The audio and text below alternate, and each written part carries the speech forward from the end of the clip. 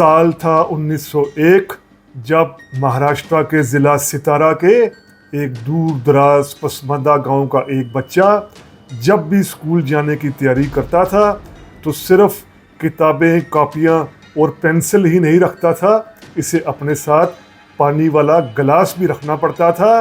क्यों? क्योंकि स्कूल का कोई चौकीदार, स्कूल का कोई उस्ताद इस अछूत बच्चे को स्कूल के गिलास में पानी भी नहीं पीने देता था। इस बच्चे का जुर्म ये था कि वो अछूत था। ये बच्चा कोई और नहीं बल्कि वही शख्स है जिसे आज दुनिया बाबा साहब डॉक्टर भीमराव अंबेडकर के नाम से जानती है। वो शख्स जिसने अपनी महरूमी को ताकत बनाया, Cambridge, Columbia, London School of Economics जैसी यूनिवर्सिटियों से तालीम हासिल करके हज़ारों साल पुराने ज़ात पात के निज़ाम को ललकार कर रख दिया। वही अंबेडकर जिससे गांधी को मुज़ाकरात करने पर मजबूर होना पड़ा, जिसे मोहम्मद अली जिन्ना जैसा सियासतदान भी नज़रअंदाज ना कर सका। वही अंबेडकर जो आज भी करोड़ों मजलूमों के लिए उम्मीद की एक इलामत है। लेकिन सवाल ये है, आज 21वीं सेंचुरी में जब स्पेस में, खला में रॉकेट जा रहे हैं, इंटरनेट गांव गांव पहुंच गया है, तब भी सब कॉन्टिनेंट में ज़ात पात की लानत क्यों ख़त्म नहीं हो सकी? अंबेडकर की सियासत, उनकी स्ट्रगल, नज़रिया कोई फैसला कुन मोड़ क्यों नहीं ले सका? क्या अंबेडकर ने अपनी जद्दोजहद के लिए सही साथी चुने? क्या उन्होंने सही दुश्मन पर हमला किया या फिर वो सही दुश्मन को समझ ही ना सके? आज ये जानने और समझने की कोशिश करते हैं रीथिंक विद उमर जावेद में। तमाम दोस्तों को रीथिंक विद उमर जावेद में वेलकम। आप में से ऐसे दोस्त जिन्होंने अभी तक rethink with Umar Javed subscribe नहीं किया, हमारी रिक्वेस्ट है कि rethink with Umar Javed subscribe करें। अप्रैल में, हर साल अप्रैल में डॉक्टर अंबेडकर के नाम से बहुत से इवेंट्स होते हैं, बहुत सी तकारीब होती हैं, कुछ सरकारी भी होती हैं, कुछ निजी भी तंजीमें, पॉलिटिकल सियासी जमातें, ये सब ऐसा इनकाद करती हैं डॉक्टर अंबेडकर की याद में। शायद ही आज सब कॉन्टिनेंट में या बड़े सगीर में कोई बड़ी सियासी जमात ऐसी हो जो डॉक्टर अंबेडकर का नाम इस्तेमाल ना करती हो। लेकिन इसके बावजूद डॉक्टर अंबेडकर जिस तरह का एक माशरा, जिस तरह का समाज चाह रहे थे, जिसमें ज़ात पात ना हो, कास्ट ना हो, ये समाज कायम नहीं हो सका। पाकिस्तान में तो खैर डॉक्टर अंबेडकर की पॉलिटिक्स 47 के बाद उस तरह थी भी नहीं, लेकिन इंडिया के अंदर भी ऐसा सिस्टम कायम नहीं हो सका। क्यों नहीं हो सका? डॉक्टर अंबेडकर जिनकी फॉलोइंग भी थी, नज़रियात भी थे, जो अपने उस दौर के सबसे ज़्यादा पढ़े लिखे लीडर थे। अगर हम इनका गांधी, जिन्ना, नेहरू, पटेल या किसी भी और लीडर से, बड़े लीडर से मुकाबला करें तो डॉक्टर अंबेडकर सबसे ज़्यादा पढ़े लिखे लीडर थे, फॉलोइंग भी थी। क्यों नहीं ख़त्म कर सके सब कुछ? क्या वजूहात रहीं? डॉक्टर अंबेडकर जब बाहर से, इंग्लैंड से, अमेरिका से पढ़कर वापस आए तो 1920s में ही इन्होंने ज़ात पात के ख़िलाफ़, कैस्ट डिस्क्रिमिनेशन के ख़िलाफ़ बहुत सी तहरीकें शुरू कर दी, जिनमें बड़ी तहरीकों में बहिष्कृत हरकरानी सभा थी, महाटांग सत्याग्रह मूवमेंट थी, जिसमें कास्ट, ज़ात पात के ख़िलाफ़, डिस्क्रिमिनेशन के ख़िलाफ़ जो अछूतों के साथ रवैया था, उनको नौकरियां ना मिलना, उनके साथ ज़्यादती का, उनको हर तरह के जो समाजी इशू था, समाजी बाइकआउट के इश्यूज थे, इसके ख़िलाफ़ ये तहरीकें थी।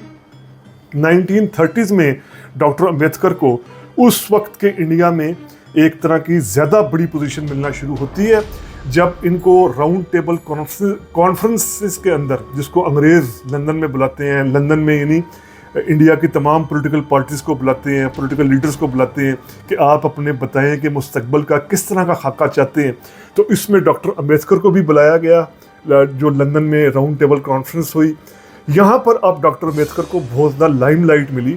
डॉक्टर अंबेडकर का मुतालबा था, डिमांड थी कि दलितों को, अनटचेबल्स को भी मुसलमानों की तरह सेपरेट इलेक्शन का हक दिया जाए, यानी ऐसी सीट्स इनके लिए रखी जाए जहाँ पर उम्मीदवार भी अनटचेबल हो, दिल्लत हो और वोट देने वाले भी दिल्लत हो, जिस तरह मुसलमानों के लिए सेपरेट सिस्टम था। अंग्रेज़ों ने राउंड टेबल कॉन्फ्रेंस में, इंग्लिश गवर्नमेंट ने कहा ठीक है, हमें मंजूर है। लेकिन यहाँ पर अब गांधी ने बहुत बड़ा एतराज़ किया। गांधी ने मरण भरत रख लिया। गांधी ने कहा वो किसी भी तौर अछूतों को, अनटचेबल्स को ये राइट नहीं देंगे, ये हिंदू फोल्ड के अंदर ही रहें। और गांधी ने कहा कि वो उनका ये मुतालबा ना माना गया, यानी अगर डॉक्टर अम्बेडकर ने विड्रॉ नहीं किया सेपरेट इलेक्शन सिस्टम से तो वो मौत यानी मर जाएंगे, कुछ खाएंगे नहीं, भूख हड़ताल करेंगे तामर्ग। तो डॉक्टर अम्बेडकर को मजबूर होकर गांधी के साथ पूना पैक्ट करना पड़ा, पूना पैक्ट 1932 में, जिसमें यह कहा गया कि दलित या अनटचेबल्स जो हैं ये सेपरेट इलेक्शन नहीं लड़ेंगे, इनकी कुछ सीट्स रिजर्व होंगी लेकिन उन सीट्स पर फिर हर आदमी यानी बाकी जात का भी आदमी या किसी मजहब का आदमी वोट दे सकेगा, सेपरेट इलेक्शन नहीं जो है वो माना गया। यूं डॉक्टर अम्बेडकर ने एक लिहाज से गांधी के आगे सरेंडर किया। 1936 में डॉक्टर अम्बेडकर अपनी पार्टी की एक बुनियाद रखते हैं, इंडिपेंडेंट लेबर पार्टी, और इसका भी बुनियादी लेबर पार्टी का बुनियादी यानी जो नारा होता है, स्लोगन होता है, वो ज़ात पात के ख़िलाफ़, कैस्ट डिस्क्रिमिनेशन के ख़िलाफ़ होता है। अम्बेडकर की इस पार्टी का पहला टेस्टिंग केस होता है 1937 के, जो इंडिया के 11 सूबों में इलेक्शन हुए थे। इन 11 सूबों में जो डॉक्टर अम्बेडकर की पार्टी है ये मुंबई प्रेसिडेंसी से, यानी उस वक्त की जो स्टेट मुंबई है वहाँ से इलेक्शन लड़ती है 17 सीटों में, और 15 सीटें जीतने में कामयाब हो जाती है independent labour party. Doctor Ambedkar खुद भी कामयाब होते हैं। लेकिन अब जब 1937 के इलेक्शन के बाद डॉक्टर अम्बेडकर का वाज़ेह टिल्ट होता है, नज़र आता है ब्रिटिश गवर्नमेंट की तरफ। वो उस वक्त की तमाम जो बड़ी सियासी तहरीकें अंग्रेज़ों के ख़िलाफ़ कामकारी होती हैं उनकी एक लिहाज से उनको क्रिटिसाइज़ करते हैं। ख़ास तौर पर अम्बेडकर जो कम्युनिस्ट पार्टी थी, जो उस वक्त कम्युनिस्ट पार्टी ऑफ इंडिया, यानी उस वक्त के इंडिया में क्लास बेसिस पर लोगों को इकट्ठा करने का काम कर रही थी। यानी वो ये बता रही थी कि मज़दूर, किसान, निचले तबके, इनका ताल्लुक किसी भी मज़हब, किसी भी ज़ात से है, इनको तबके की बुनियाद पर, क्लास की बुनियाद पर मुनज़्ज़म होना चाहिए। यानी इनका मतलब ये था कि जो एक गरीब ब्राह्मण है, कम्युनिस्ट पार्टी का एक गरीब ब्राह्मण है, गरीब मुसलमान है, किसान मुसलमान है, किसान ब्राह्मण है, कोई दलित मजदूर है, इनका मुफाद क्लास की बुनियाद पर है, कास्ट की बुनियाद पर नहीं है, यानी ज़ात की बुनियाद पर नहीं है। डॉक्टर अम्बेडकर कम्युनिस्ट पार्टी की इस बात को नहीं मानते थे। वो कहते थे ये क्लास का इशू नहीं है, ये कास्ट का इशू है, ज़ात पात का इशू है। बहरहाल इससे डॉक्टर अम्बेडकर ने काफ़ी ज़्यादा सपोर्ट लूज़ की जो कम्युनिस्ट पार्टी का वर्कर्स के अंदर काम था। कम्युनिस्ट पार्टी जिस तरीके से उस वक्त मजदूरों में काम कर रही थी, जिस तरीके से किसानों में काम कर रही थी, डॉक्टर अम्बेडकर इस इतनी बड़ी हमायत से महरूम रहे इस अपनी अप्रोच पर कि ये क्लास का इशू नहीं है, कास्ट का इशू है। 1942 में जब Congress party quit India movement चलाती है, यानी अंग्रेज़ों भारत छोड़ दो की तहरीक चलाती है, तब भी डॉक्टर अम्बेडकर वाज़ेह तौर पर अंग्रेज़ों के साथ खड़े होते हैं। बल्कि ये इनको एक मिनिस्ट्री भी दी जाती है लेबर मेंबर के तौर पर, जो वासराई की एग्जीक्यूटिव काउंसिल है, यहाँ पर इनको मिनिस्ट्री दी जाती है लेबर मेंबर की, और ये मजम्मत करते हैं क्विट इंडिया मूवमेंट की। अब यह बड़ा दिलचस्प होगा कि 1942 की इस क्विट इंडिया मूवमेंट में एक तरफ मुस्लिम लीग भी अंग्रेज़ों के साथ खड़ी थी, हिंदुत्वा की पार्टियां जो डॉक्टर जो सावरकर थे, सावरकर भी अंग्रेज़ों के साथ खड़े थे, और अपने आप को अनटचेबल्स और दलित लीडर कहने वाले डॉक्टर अम्बेडकर भी अंग्रेज़ों के साथ खड़े थे। तो ये बड़ा दिलचस्प था।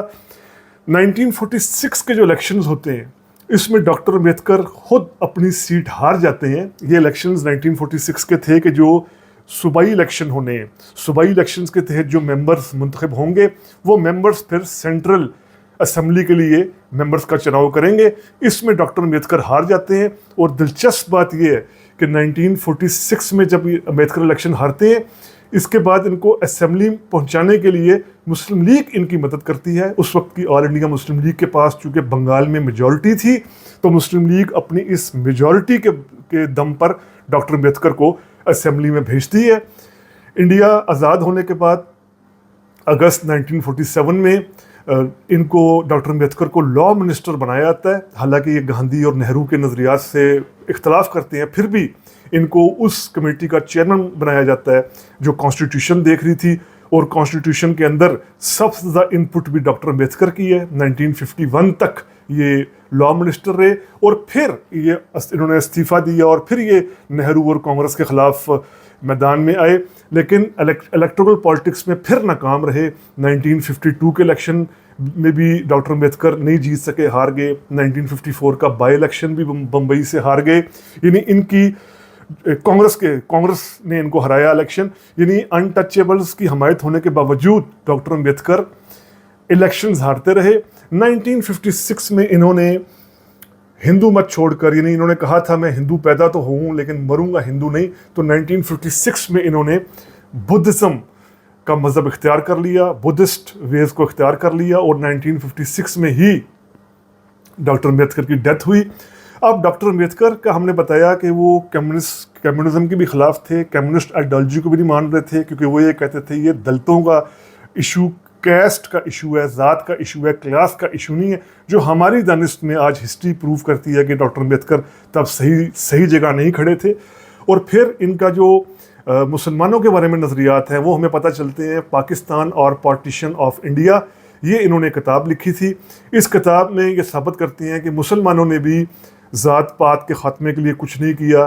ये कहते हैं कि यहाँ जो मुसलमान हुक्मरान रहे मुग़ल पीरियड या उससे पहले, इन्होंने भी ज़ात पात पर इंसार किया, और ये कहते हैं कि मुसलमानों के अंदर भी अशराफ और इजलाफ हैं, यानी एक अपर क्लास है मुसलमानों की और लोअर क्लास है। तो ये मुसलमानों के हवाले से भी ये बात करते हैं कि यहाँ भी ज़ात पात है।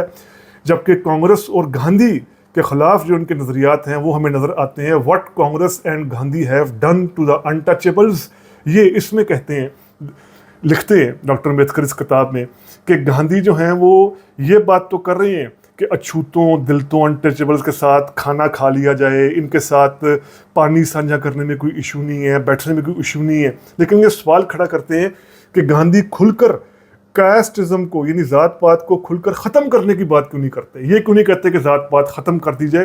तो यही बड़ा इंटरेस्टिंग डॉक्टर अंबेडकर ने इस किताब में बात उठाई है। फिर इनकी एक और बड़ी मशहूर किताब एनिहिलेशन ऑफ कास्ट 1936 में, जिसमें ये कहते हैं कि कास्ट का, ज़ात पात का इशू इस तरह हल नहीं होगा कि इंटर मैरिज की इजाज़त दे दी जाए, यानी जो अछूत हैं या ब्राह्मण या ऊंची जात वाले नीची जात वालों को आपस में शादी की इजाज़त दे दी जाए, इकट्ठे बैठकर खाना खाने की इजाज़त दे दी जाए। ये कहते हैं कि कास्ट को एनिहिलेट करना पड़ेगा, मुकम्मल तौर पर ख़त्म करना पड़ेगा।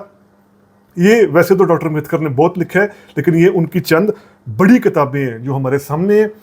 तो डॉक्टर अंबेडकर का जिस तरह हमने कहा कि अप्रैल में इवेंट्स उनके मनाए जाते हैं, पॉलिटिकल पार्टीज़ उनका नाम लेती हैं। आज हिंदुत्वा वाले भी, जो बीजेपी आरएसएस है, वो भी उनका नाम लेती है। हालांकि उनके क्या नज़रियात थे हिंदुज़म के बारे में, हिंदुत्वा के बारे में, वो वाज़ेह है उनकी तहरीरों में, वो इस पॉलिटिक्स के ख़िलाफ़ थे, बल्कि वो कहते थे कि ज़ात पात का इशू ही इस हिंदुत्वा की पॉलिटिक्स की वजह से है। उन्होंने वाज़ेह तौर पर यह लिखा है। कई और पार्टीज़ भी उनका नाम लेती हैं, जैसे अब आम आदमी पार्टी पंजाब में सरकारी तौर पर उनकी तस्वीर लगाती है, लेकिन इनके नज़रियात पर उस तरह अमल नहीं हो रहा इस तरह जिस तरह हमने कुछ प्रूफ करने की भी कोशिश की। डॉक्टर अंबेडकर की भी 2-3 बड़ी गलतियां, एक तो ये कि उन्होंने इस पूरे कास्ट सिस्टम को, कास्टिज्म को बिल्कुल क्लास का सिस्टम नहीं माना। ये नहीं माना कि कई ब्राह्मण भी गरीब हो सकते हैं, कई मुसलमान भी गरीब हो सकते हैं, कई ठाकुर भी, कई जो ऊंची जात वाले हैं सो कॉल्ड वो भी गरीब हो सकते हैं, और कई जो अछूत दिल्लत हैं वो भी कई तरह के समझौते कर कर अमीर हो सकते हैं। आज हमें इंडिया में यही नज़र आ रहा है। यानी आज मायावती जो हैं डॉक्टर अंबेडकर के नाम पर पॉलिटिक्स करती हैं, बहुजन समाजवादी पार्टी की यूपी की चीफ मिनिस्टर भी रही हैं, लेकिन उन्होंने करप्शन के ज़रिए करोड़ों अरबों रुपया कमाया है। अब इस पर क्या कहा जाएगा कि हालांकि हैं वो अनटचेबल की पॉलिटिक्स करती हैं, लेकिन उन्होंने करोड़ों अरबों रुपया कमाया। तो ये असल में डॉक्टर अंबेडकर इसको क्लास सिस्टम के साथ नहीं क्लब कर पाए, तबकाती इशू नहीं समझ पाए। हमारे ख्याल से ये बड़ी नाकामी थी। बहरहाल फिर भी डॉक्टर अंबेडकर की कंट्रीब्यूशन को इस वजह से याद रखा जाएगा कि जो ज़ात पात के ख़िलाफ़, कास्ट डिस्क्रिमिनेशन के ख़िलाफ़ उन्होंने जिस तरीके से इल्मी जदोजहद की, किताबें लिखी, प्रैक्टिकल स्ट्रगल की, एक्टिविज़म किया, इसको आज भी सब कॉन्टिनेंट में याद रखा जाता है। तो डॉक्टर अंबेडकर के हवाले से किया गया यह vlog rethink with Omar Javed के प्लेटफॉर्म के ज़रिए आपके सामने पेश किया गया। उम्मीद करते हैं आपको वीलॉग पसंद आया होगा। अगर पसंद आया है तो काइंडली सब्सक्राइब कीजिए। Rethink with Omar Javed. शुक्रिया।